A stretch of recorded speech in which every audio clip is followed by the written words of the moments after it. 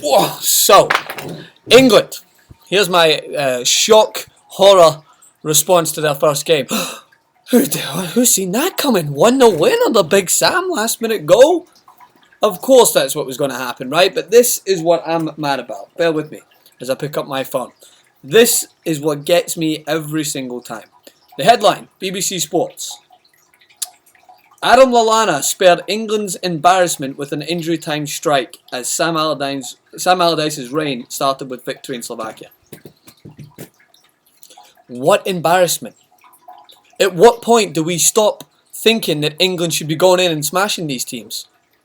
There was nothing there. There's nothing in. If the Euros has taught us something, it should be that we should never expect England to go in and devour a team, and that there is no such thing as England being embarrassed by a 1-0 victory. England being embarrassed by a 0-0 draw against Slovakia, even if they went down to 10 men. There is no embarrassment there because they're not of that top quality. So as soon as we stop putting them in that category, these headlines will stop happening.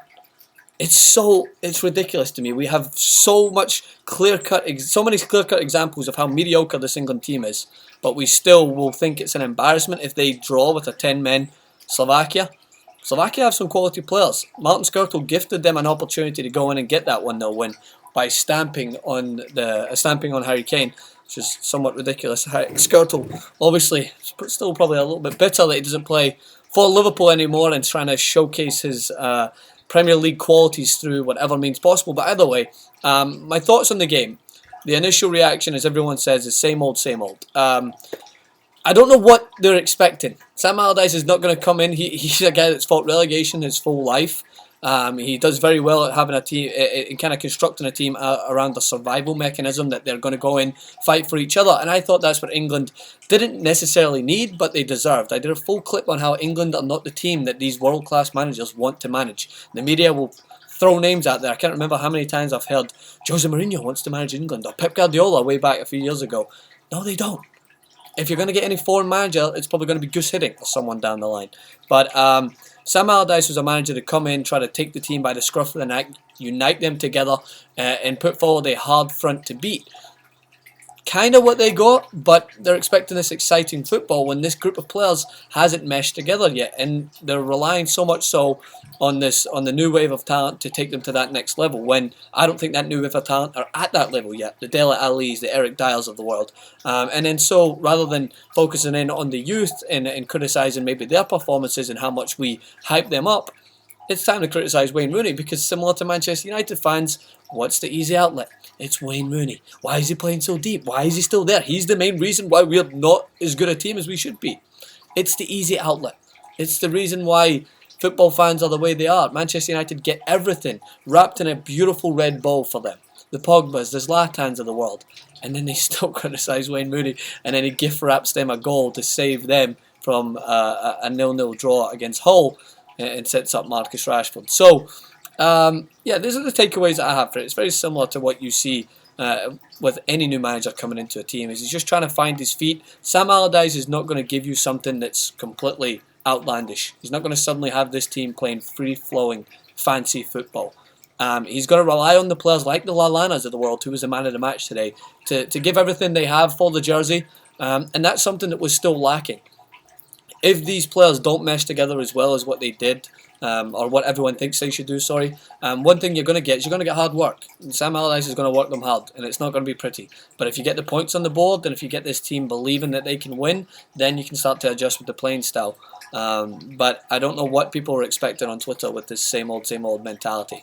As far as I checked, Sam Allardyce's Bolton team was one of the most hard-working, ugliest teams to watch in the history of football, minus a few JJ Okocha moments of magic or some Kevin Nolan overhead kicks. That's exactly what I expected from England, and it's exactly what you're going to get. So as soon as we stop running headlines like England's embarrassment, I'm going to look through and see if I can find any. This is the first time I've done this on an actual clip, but let's see. So I'm going to type in England football, right, and let's see what it comes up here on Twitter. Dele Alli must be in the starting lineup. I agree with that, potentially. Alright, this one's The Guardian. Adam Lallana's last gasp goal gives England victory over 10-man Slovakia. That's fine. That's stating the facts. It's no embarrassment here. Why is this little strand of 6 and it's falling down here. I don't know what's going on. It's not saving embarrassment if it's a tense match that is between two teams that are on the same playing field. That's maybe harsh on some ears. Slovakia don't have players coming from the mighty Premier League. There's no way they can be as good as us.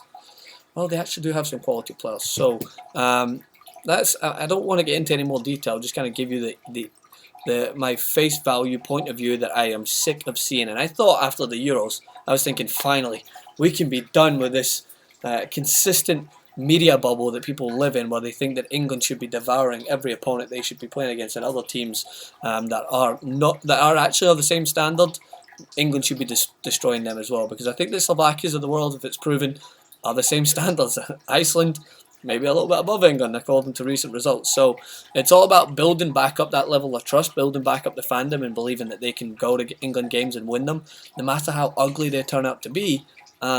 It's going to be trying to be a very reminiscent time to when Bolton were mixing up with some of the biggest and baddest teams in the Premier League, and it wasn't by playing them the way that the other teams are playing. You never get a Bolton coming up against an Arsenal and try to play the way the Invincibles did. No, to try and maintain a level of quality, you had to work hard, you have to be a hard structure to break down, and you do have some quality players in there that you can rely on. But at this moment in time, same old is what you're going to get, but you're going to get it with maybe a little bit more hard work, a little bit more blood, sweat and tears, and as you can see, it will come under some scrutiny. So let me know what you think, comment section below, Francis_Maxwell on Twitter. If you think I'm just an angry, bitter Scot, make sure to say that in the comment section. Hit me up on Twitter and probably comment on some of my photos on Instagram, Francis Maxwell Host, and let me know. See you soon.